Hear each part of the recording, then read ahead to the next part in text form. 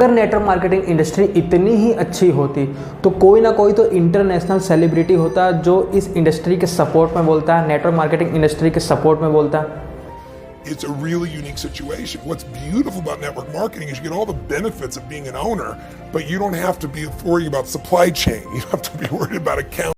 Hello India, Dharmendra Patel on this side. Welcome back to on my YouTube channel. I hope you all are super duper good. So आज के जो मेरे video का thumbnail देखने के बाद तो जो लोग भी मुझसे पर्सनली या सोशल मीडिया पे कनेक्टेड हैं उनको लग रहा होगा कि अरे भाई ये क्या बना दिया। लेकिन रुको ज़रा, सब्र करो और वीडियो के एंड तक बने रहो ताकि मालूम पड़े आपको भी इस इंडस्ट्री के फैक्ट के बारे में भी और जो इस वीडियोस के फैक्ट है उसके बारे में भी। तो जैसे कि मेरे वीडियोस का टॉपिक है आज का कि MLM यानी नेटवर्क मार्केटिंग कभी मत करना, मैं अपने इस बात पर वीडियो के शुरू से लेकर वीडियो के एंड तक बना रहूँगा। वैसे तो मेरा कोई भी इंटेंशन नहीं था इन सभी टॉपिक्स के ऊपर वीडियोस बनाने का मेरे यूट्यूब चैनल पर, लेकिन क्या करें, लोगों ने इतने गलत तरीके से इसके बारे में गलतफहमी फैला रखी है मार्केट में कि बहुत ज़रूरी था आप तक फैक्ट की बातें पहुँचाने का। That's why I am making this video. So please आप इस मेरे वीडियोस को लाइक करें ना करें, सब्सक्राइब करें ना करें, बट वीडियोस को पूरा देखिएगा ताकि कुछ फैक्ट के बारे में आपको भी मालूम पड़े। तो आज के टाइम पे जैसे कि देखा जाए ऑलमोस्ट बहुत सारे लोग सोशल मीडिया पे एक्टिव है। कोई फेसबुक पे वीडियो बना के पोस्ट कर रहा है, तो कोई रील्स इंस्टाग्राम पे वीडियोस बना के पोस्ट कर रहा है, तो कोई यूट्यूब पर शॉर्ट्स वीडियो बना के पोस्ट कर रहा है। और हो सकता है जितने लोग मेरा वीडियोस देख रहे होंगे उन्होंने भी कहीं ना कहीं कभी ना कभी तो MLM यानी नेटवर्क मार्केटिंग के बारे में कुछ रोस्टिंग वीडियो या तो कुछ फ़नी वीडियो देखी होंगी।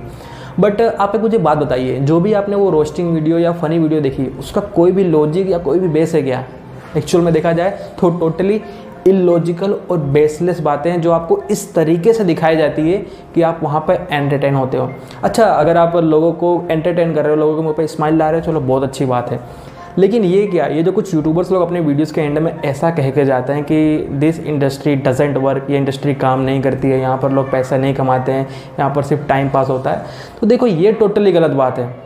तो इस बात के अंदर कितनी सच्चाई है? वो सिर्फ उन्होंने बोला और आपने मान लिया, उन्होंने दिखाया आपने देख लिया, ना तो आपने उसके तह तक जानने की कोशिश करी, ना तो आपने कुछ फैक्ट जानने की कोशिश करी, बट उन्होंने जैसा दिखाया आपने मान लिया। अच्छा, इसका इम्पेक्ट क्या पड़ रहा है लोगों पर, इसका प्रभाव क्या पड़ रहा है कि जो भी अभी की नई नई यूथ है जो अभी सोच भी रही है कि क्या इस इंडस्ट्री के अंदर मुझे ट्राई करना चाहिए, क्या इस इंडस्ट्री को मैं कर सकता हूँ, या तो वो लोग जिन्होंने जस्ट अभी नया नया स्टार्टअप किया है वो लोग कुछ इस तरीके से डीमोटिवेट हो जाते हैं वो छोटी सी रील्स वीडियोस देखने के बाद, वो छोटी सी रोस्टिंग वीडियो देखने के बाद, कि उन्हें लगता है कि यार अगर मैं भी इस इंडस्ट्री को ज्वाइन करता हूँ तो मेरा भी इस तरीके से मजाक बनाया जाएगा।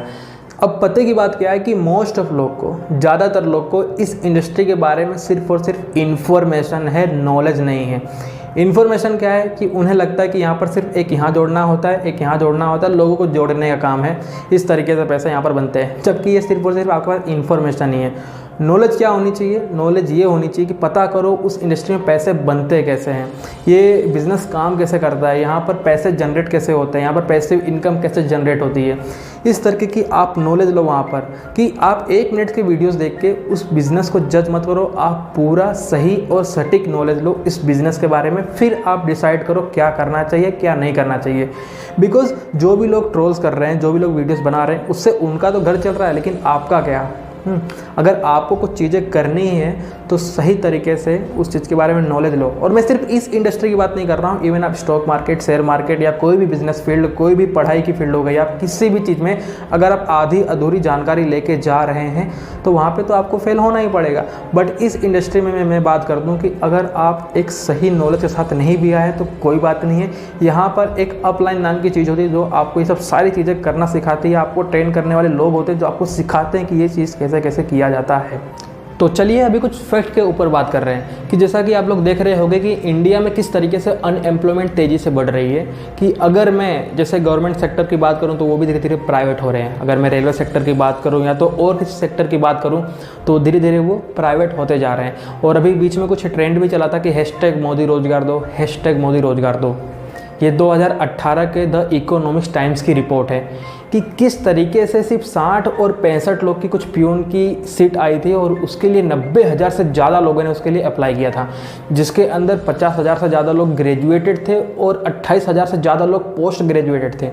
और इवन उसके अंदर कुछ 3700 जितने लोग तो पीएचडी की डिग्री लिए हुए भी शामिल थे, यानी डॉक्टरेट की डिग्री थी जिनके पास।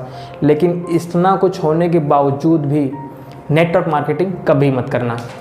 और ये तो रिपोर्ट थी कोविड के पहले की। कोविड के बाद से भी कितने ही सारे लोगों ने अपनी जॉब को खो दिया है, कितने ही सारे व्यापार बंद हो गए। इवन मैं अगर ट्रैवल इंडस्ट्री की बात करूँ, होटल इंडस्ट्री की बात करूँ, तो वो इस तरीके से माइनस में आ गए हैं कि अभी तक वो लोग उभर नहीं पाए हैं अपनी प्रॉब्लम से। लेकिन इसके बावजूद भी आप नेटवर्क मार्केटिंग कभी मत करना। मैं ये नहीं कहता हूँ कि सिर्फ और सिर्फ यही इंडस्ट्री है जिससे आप पैसे कमा सकते हैं, नहीं। लेकिन इसको आप एक प्लान बी के तरीके रख सकते हैं कि जैसा कि आपने कोविड में देखा होगा कि बहुत सारे लोग ने जॉब खो के घर पे बैठ गए थे। लेकिन क्या होता कि अगर उनके पास एक प्लान बी भी होता, तो मैं यही कहूँगा कि आप इसको प्लान बी की तरह लेके चलिए। अगर नेटवर्क मार्केटिंग इतनी ही अच्छी इंडस्ट्री होती तो कोई तो गवर्नमेंट का ऐसा बंदा होता, कोई तो गवर्नमेंट की ऐसी बॉडी होती जो इस इंडस्ट्री को सपोर्ट करती, इस इंडस्ट्री में काम करने वाले लोगों को एनकरेज करती। The direct selling industry contributes to India's growth and also creates jobs across the nation.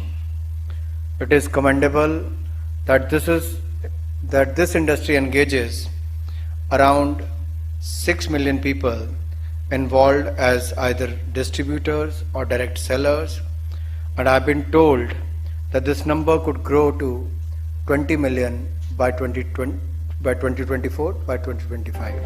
अगर नेटवर्क मार्केटिंग इंडस्ट्री इतनी ही अच्छी होती तो कोई ना कोई तो इंटरनेशनल सेलिब्रिटी होता जो इस इंडस्ट्री के सपोर्ट में बोलता है, नेटवर्क मार्केटिंग इंडस्ट्री के सपोर्ट में बोलता है।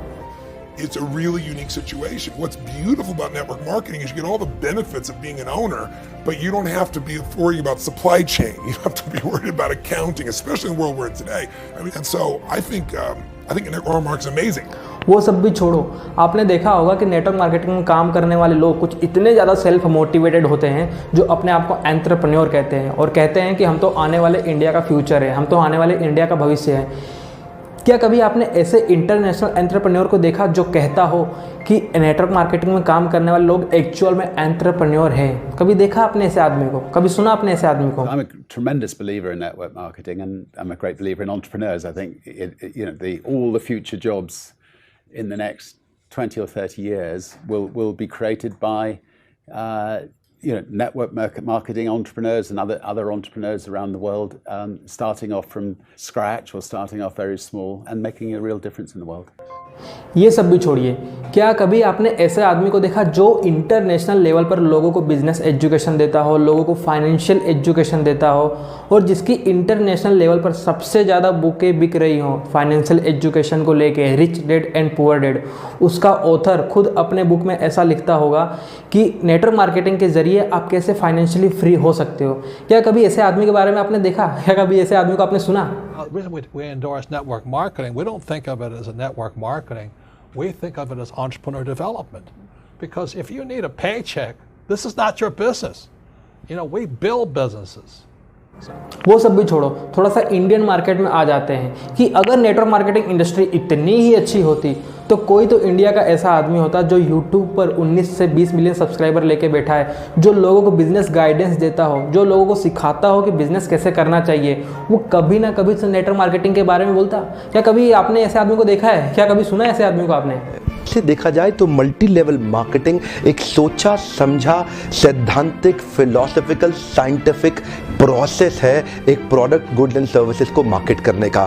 मल्टी लेवल मार्केटिंग एक अपने आप में बहुत अच्छी इंडस्ट्री है। उस एथिक्स इन पे बड़ा फोकस दिया जा रहा है। तो अगर आप विफल भी होगा तो भी कोई बात नहीं, आपको नेटवर्क मार्केटिंग जरूर ज्वाइन करना चाहिए क्योंकि ये आपकी डेवलपमेंट में बड़ा फोकस करेगा। इनफैक्ट अगर मेरी अपनी संतान होगी मैं उसको भी नेटवर्क मार्केटिंग में कम से कम कुछ समय के लिए जरूर भेजूंगा क्योंकि इससे इतना डेवलपमेंट हो जाता है जहां पे पीपल अच्छा हो और फिलॉसफी अच्छा हो, उन लोगों के बीच में आपका अपना ग्रोथ बहुत हो जाएगा। आप सफल हो या ना हो कोई समस्या नहीं है।